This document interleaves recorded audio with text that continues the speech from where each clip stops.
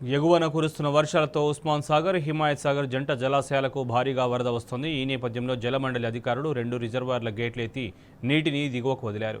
ఉస్మాన్ సాగర్ 2 గేట్లు, హిమాయత్ సాగర్ 1 గేటు ఎత్తి దిగువన ఉన్న మూసీ నదిలోకి నీటిని వదులుతున్నారు. ఈ మేరకు హైదరాబాద్, రంగారెడ్డి జిల్లాల పరిపాలనా యంత్రాంగంతో పాటు జీహెచ్ఎంసీ పోలీసు అధికారులు అప్రమత్తంగా ఉండాలని జలమండలి ఎండీ అశోక్ రెడ్డి అన్నారు. లోతట్టు ప్రాంత ప్రజలను అధికారులు అలర్ట్ చేశారు.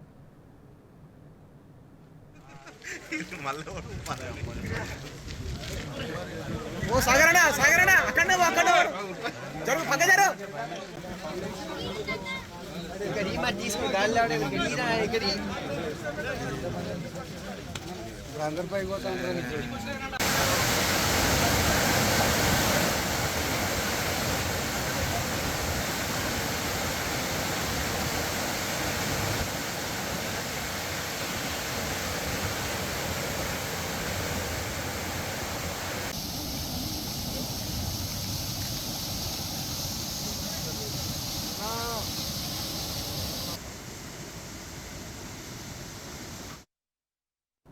మలక్పేట, మూసీ పరివాహక ప్రాంతాల్లోని ఇళ్లను వెంటనే ఖాళీ చేయాలంటూ డీఆర్ఎఫ్ బృందాలు అలర్ట్ చేశాయి.